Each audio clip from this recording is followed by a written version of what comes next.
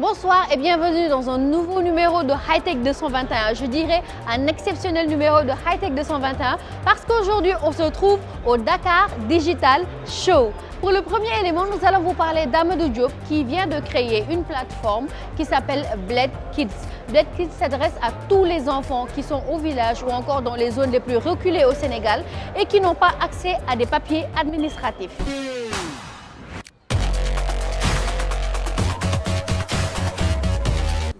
Bled Kids vient d'un constat fait par rapport au nombre d'élèves qui sont retenus dans les classes d'examen, c'est-à-dire en CFE, etc. Comme vous le savez, dans beaucoup de cas, vous voyez des élèves qui ne peuvent pas faire leur examen parce qu'ils n'ont pas de papier administratif. Et comme on le dit, les papiers administratifs sont une étape importante pour l'avenir de l'enfant, en tout cas pour ce qui est de l'éducation de l'enfant. Et voilà, c'est pour cela qu'on s'est dit qu'en tant que des jeunes Sénégalais qui veulent œuvrer dans le cadre du social, on pourrait aider ces enfants-là à avoir ce sésame-là qui est leur droit le plus fondamental. Comme on le sait, l'État essaie d'éradiquer ce problème-là via les ministères comme le ministère de la petite enfance et de la décentralisation avec un budget colossal pour éradiquer ce problème. Malheureusement, le constat permet de dire que cela n'est pas suffisant pour régler ce fléau-là. Maintenant, Bled Kids étant un groupe d'étudiants, formés d'étudiants qui sont à l'extérieur comme au Sénégal, pratiquement en France et au Sénégal, on s'est dit pourquoi pas essayer d'aider l'État dans ce sens-là. C'est ainsi que nous est venue l'idée de créer une plateforme qui permettrait aux mairies de recenser ces enfants-là et de leur faire les papiers nécessaires. L'équipe du Bled va se déplacer dans les localités avec lesquelles on a un rapport avec les maires. C'est-à-dire on forme des partenariats avec les maires de ces localités-là. Maintenant, l'idée est de se déplacer vers ces localités-là pour recenser ces enfants-là qui n'ont pas d'extrait. Maintenant, le recensement va se faire via la plateforme, mais aussi dans les locaux, c'est-à-dire dans les locaux où se regroupent les enfants. Éventuellement, les écoles, les mairies, en tout cas là où on peut regrouper le maximum d'enfants qui n'ont pas ces extraits. Je tiens à préciser que ces enfants seront de 0 à 10 ans, parce que selon les codes, ce sont ces enfants-là qui peuvent avoir un extrait directement via l'état civil. On va recenser le maximum d'enfants via cette plateforme. On aura des enquêteurs qui vont faire les enquêtes. On va recenser les différentes parties, c'est-à-dire la partie de l'enquête, la partie des témoins, ainsi que les civilités de l'enfant, de ses parents, etc., qu'on va enregistrer dans la plateforme. Et c'est cette base-là qu'on va donner à la mairie pour qu'ils leur fassent les extraits. Je pense qu'une partie du projet est déjà dite, c'est-à-dire le déplacement vers les lieux. Maintenant, une fois que ce processus est fait, ce qui reste maintenant, c'est de permettre aux mairies de leur faire des extraits, les différentes mairies. Alors, ils auront de 3 à 5 mois pour confectionner les extraits. Et une fois fait, avec l'aide de COSIDEP, cette organisation-là, on va essayer de prendre ces papiers-là et les donner aux différents chefs de quartier des localités. Maintenant, c'est aux chefs de quartier de diffuser ou bien de distribuer ces extraits-là aux autres acquis de droit. Maintenant, une fois fait, on va faire une formation aux agents des mairies, c'est-à-dire ceux de l'état civil, pour leur dire comment est-ce que ça marche, comment est-ce que la plateforme marche. Parce qu'ils auront à saisir les différentes informations qui existent déjà. C'est-à-dire, la plateforme ne permet pas que de faire des enquêtes pour les enfants-là qui n'ont pas d'extrait, mais aussi de garder dans une base de données bien sécurisée les informations dans les mairies pour que, au cas où il y aurait des incidences, comme ce qui s'est passé à Pékin, à d'autres localités en 2009 ou bien en 2008, pour que ces informations-là ne se perdent pas. Donc ça, c'est aussi une fonctionnalité de la plateforme qui permet voilà, d'enregistrer les différentes informations de la mairie pour permettre que si jamais les informations réelles se perdent, on puisse les récupérer via ces informations-là qu'on a gardées dans la base.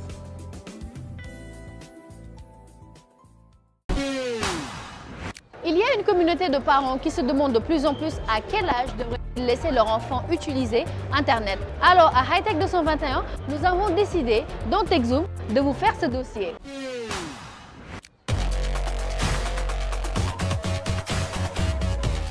L'Internet est un outil de communication très important pour les adultes comme pour les enfants.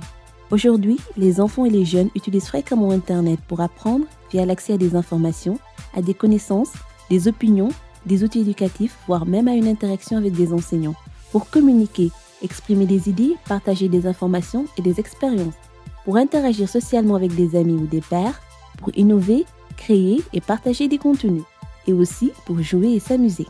À quel âge les enfants doivent-ils utiliser Internet? À mon avis, les enfants doivent commencer à utiliser Internet à l'âge de 12 ans. Bon, je dirais que les enfants doivent utiliser Internet dès le bas âge. L'enfant doit utiliser l'Internet dès qu'il atteint son âge de maturité. Au plus tard 5 ans, ils doivent utiliser l'Internet. Parce qu'on est au XXIe siècle, on est dans l'ère technologique. Selon moi, les enfants doivent commencer à utiliser l'Internet à l'âge de 12 ans. L'enfant, avant de lui donner un outil pouvant lui vraiment procurer d'avoir des avantages au niveau de l'Internet, il faudra vraiment veiller sur l'enfant, c'est-à-dire ce qu'il fait avec son appareil. Avant de donner à un enfant un appareil de connexion, on devrait d'abord lui sensibiliser, lui faire savoir que vraiment cet appareil-là, il y a deux aspects. Il y a un aspect qui est un peu négatif et un autre qui est positif. Vu qu'on est dans une ère où l'évolution de l'Internet, l'évolution de la technologie se fait d'une manière extraordinaire. En fait, on doit les éduquer à la bas âge, parce que c'est l'essentiel, les éduquer, les faire savoir les valeurs purement africaines. Je pense qu'il est bien de parler avec leurs enfants. Il ne faut pas interdire leurs enfants d'avoir accès à l'Internet, d'avoir accès aux technologies de communication, mais toutefois, il faut essayer de les sensibiliser, de parler avec eux. Maintenant, il faudra essayer de mettre en place des paramètres de confidentialité beaucoup plus sécurisés. Bon, je pense que ça sera un peu difficile de mettre des paramètres de sécurité. Vu qu'actuellement, la technologie vraiment a eu un avancement, bon, il y a certaines applications qui servent à verrouiller. Nous savons que les enfants d'aujourd'hui sont intelligents, ça serait vraiment difficile d'utiliser des paramétrages. Avec les schémas là, quand un enfant jette un petit coup d'œil là, il va savoir que bon, c'est comme ça qu'il faut faire pour ouvrir cet appareil. Si un parent a son compte Gmail, donc il a son compte YouTube, ce qui veut dire que l'enfant peut aller se connecter sur le compte YouTube de ses parents. Bon, avec les codes de sécurité là, c'est un peu plus compliqué pour un enfant parce qu'il ne pourra pas suivre à la ligne toutes les lettres ou bien tous les chiffres. C'est très difficile de suivre les vidéos que YouTube propose.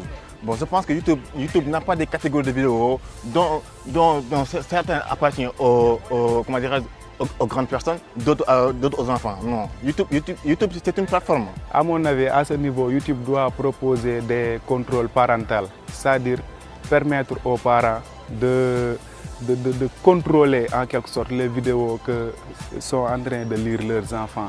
Bon, pour moi aussi, les parents doivent vraiment surveiller cela en permanence. Actuellement, dans le monde où nous sommes, on ne peut pas interdire aux enfants l'accès à l'Internet, l'accès à la communication. Les vidéos qu'on nous propose nous viennent de l'Occident, alors que nous devons faire savoir nos enfants qu'il existe bel et bien des vidéos qui sont purement sénégalais. La grande partie des enfants africains n'ont pas cette culture-là à regarder des vidéos qui parlent de l'Afrique ou bien qui parlent de la société africaine. Je pense qu'il n'y a pas un problème de culture, qu'on ose le dire. Nous, étant des grandes personnes, à chaque fois, nous voulons toujours suivre des films venant de l'Occident. Bon, vu que nous sommes en Afrique, nous avons aussi notre propre culture. Bon, je pense que aussi les parents aussi doivent veiller sur ce. À chaque fois, ils ont tendance à regarder des vidéos qui parlent de l'Occident, qui parlent d'Europe, des autres cultures. Tous les dessins animés d'origine africaine ou bien d'origine sénégalaise que nous avons vus, vous, moi, nos parents, nos anciens parents, c'est Samba et Luc. L'Internet rend l'enfant intelligent et sociable. Parce que vu qu'avec Google, pratiquement, bon, l'enfant peut faire des recherches là-dessus. Étant enfant, on peut être intelligent à travers l'Internet parce qu'on peut apprendre chaque jour quelque chose sur Internet. Parce qu'il y a les vidéos, il y a les cours. Mais à une condition, l'Internet peut détruire nos enfants. Donc nous devons les faire savoir ce qui est à prendre et ce qui est à laisser. La sociabilité aussi, bon, je ne pense pas. Internet peut être un moyen ou bien un outil qui peut lui servir dans la vie pour essayer d'utiliser en quelque sorte le bon côté de YouTube ou bien le bon côté de Facebook ou bien les autres réseaux sociaux. Si l'enfant aussi a l'habitude vraiment de regarder certains films vraiment qui ne sont pas vraiment qui ne sont pas africains ou bien qui n'émanent pas de notre valeur. Vraiment, je ne pense pas que cela, parce que bon, cela ne va pas avoir une liaison entre nous et notre culture et la culture occidentale. L'Internet change si rapidement qu'il est probable que les mesures technologiques ne parviennent pas à suivre le rythme. Les mesures les plus efficaces et les plus durables sont celles qui se construisent au sein de la famille, qui impliquent la communauté, l'éducation et l'autonomisation, afin que les enfants et les jeunes puissent faire les bons choix et profiter de la puissance génératrice de l'Internet. Basile, aujourd'hui, avec son invité, nous parle de la dématérialisation. On en a beaucoup parlé et aujourd'hui, on revient, mais sous un nouveau point de vue.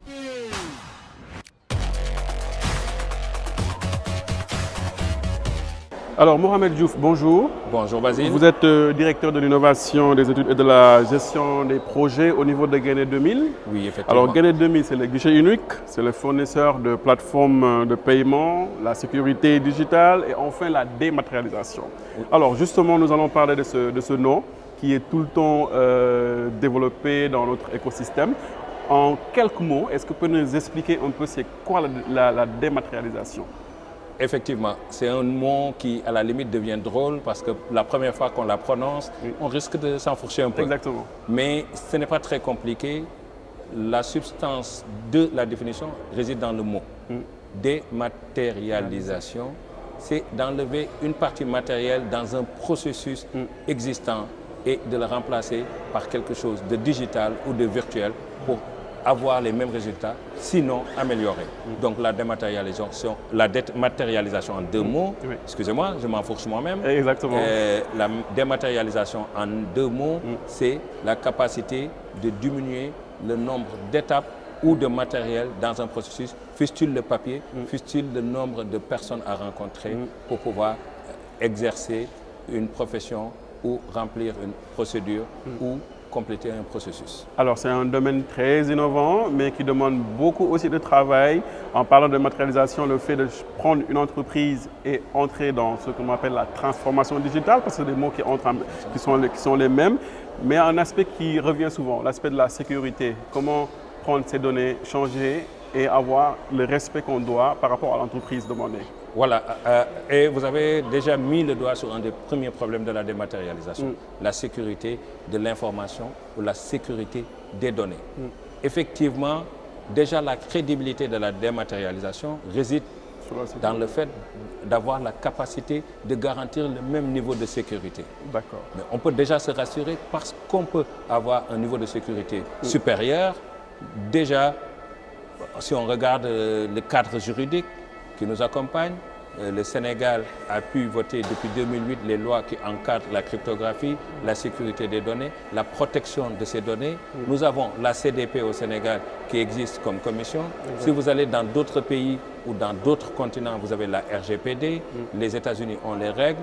Donc, il y a déjà un cadre pour garantir la sécurité de ces données. Mais au-delà de ce cadre, il faut amener la technicité ou la technologie pour permettre de sécuriser les données dont on parle. Exact. Et c'est là toute l'importance de la cryptographie, de certaines technologies, on pourra peut-être y revenir, telles que la blockchain et d'autres éléments qui nous permettent à ce moment-là de garantir l'intégrité, la confidentialité et la disponibilité des données. Parce que la sécurité, ce n'est rien d'autre que ces trois mots. Si on s'assure qu'on a la disponibilité des données au moment opportun, que les données dont nous disposons sont intègres et que c'est confidentiel, c'est-à-dire que les personnes qui doivent l'utiliser, rien que ces personnes-là y ont accès, nous pouvons garantir cette sécurité. Et la dématérialisation doit non seulement se nourrir de cette sécurité, mais aussi avoir comme pilier fondamental cette sécurité. Alors, est-ce que ce n'est pas ce défi de la sécurité qui pose ce taux très faible de la dématérialisation de certaines entreprises au Sénégal?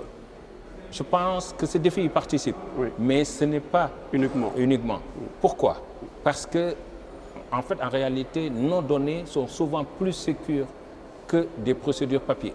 Par exemple, si je vous donne aujourd'hui un document, si on arrive aujourd'hui à faire des faux billets, c'est-à-dire les documents les plus sécurisés au monde, donc n'importe quel autre document qui a moins de sécurité peut être falsifié. Donc déjà, dans le matériel, dans le papier, des problèmes de sécurité se posaient.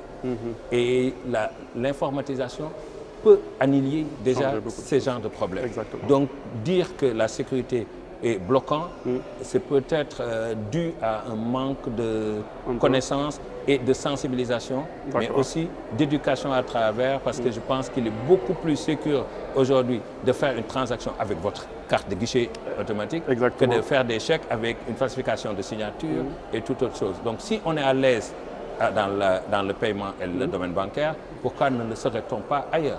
Mais est-ce qu'aujourd'hui le Sénégal est un peu en avance par rapport aux autres pays? Où en est-on dans cette dématérialisation? Parce que quand on parle de dématérialisation, ce n'est pas uniquement les entreprises, on parle de l'État, c'est-à-dire des administrations, etc.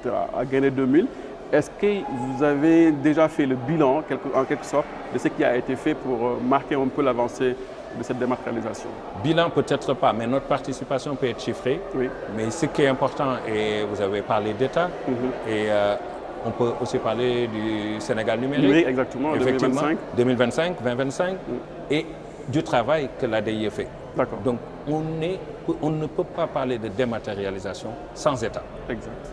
Parce que la majeure partie des procédures et des interactions entre le citoyen, entre lambda et le reste de la population ou des autres organisations se fait à travers l'État.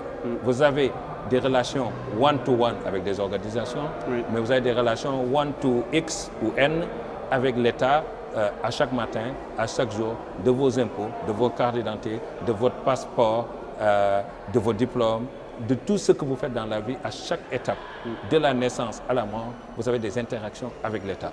Donc la dématérialisation pourrait déjà faciliter l'accès à ces services et permettre d'accélérer non seulement ces services, mais de réduire les coûts et d'amener plus de transparence dans ces... Alors, M. Diouf, nous n'avons pas trop de temps. Il nous reste juste une minute avant de vous lâcher. Vous êtes le directeur de l'innovation. Aujourd'hui, on parle de dématérialisation. Qu'est-ce qu'on pourrait ajouter en matière d'innovation qui resterait à faire, selon vous? Bon, la première innovation n'en est pas une, c'est vraiment beaucoup de communication, de sensibilisation. Mais la réelle innovation chez nous, sur laquelle nous commençons à travailler, c'est la blockchain, qui permet d'avoir une dématérialisation sans intermédiaire. L'utilisation de l'intelligence artificielle qui permet d'aider à remplir les choses qui ne sont plus nécessaires parce qu'on vous connaît, on connaît votre date de naissance, on connaît qui vous êtes. Donc, si on peut assez facilement vous faciliter la tâche, excusez du double emploi, vous faciliter la tâche pour faire une transaction, pourquoi pas utiliser ces technologies, le big data, l'intelligence artificielle, la blockchain, pour tout sécuriser et donner un service d'excellence. C'est déjà en cours. C'est déjà en cours. En tout cas, merci Mohamed Diouf. Je rappelle que vous êtes le directeur de l'innovation, des études et de la gestion des projets à Guinée 2000. Merci de nous avoir reçus. Dans le Tech Tips de ce numéro, le professeur Arès nous apprend comment bien utiliser l'outil de correction de Microsoft Word.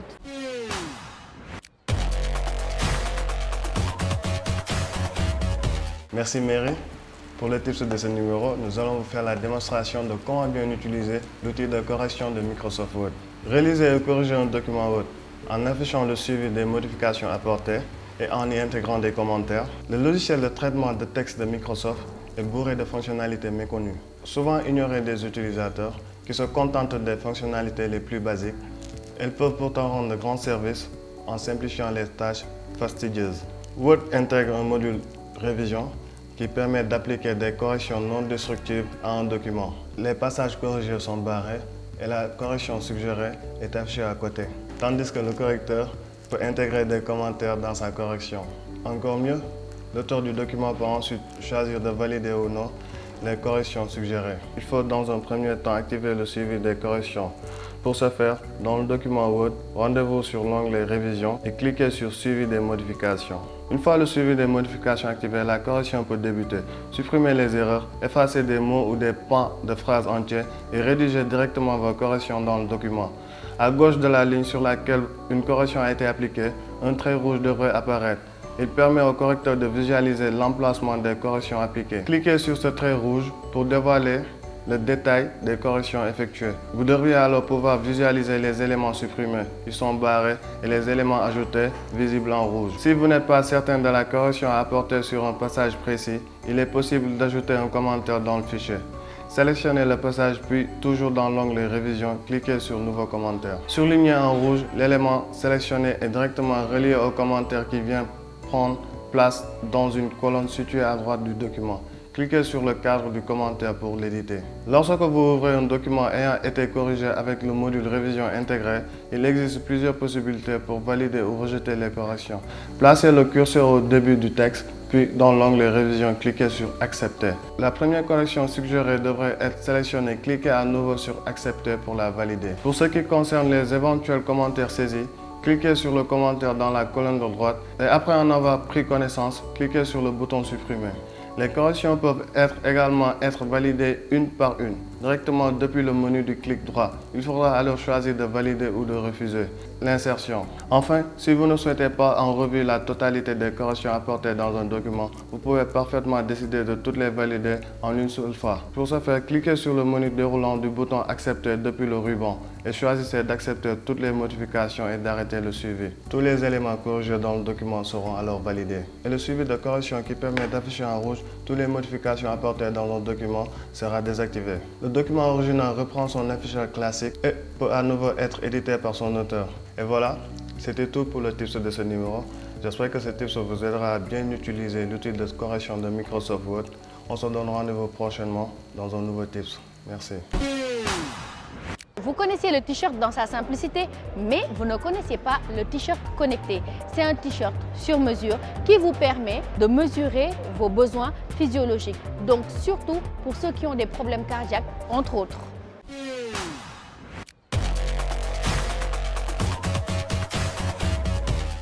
Le t-shirt connecté est l'application mobile.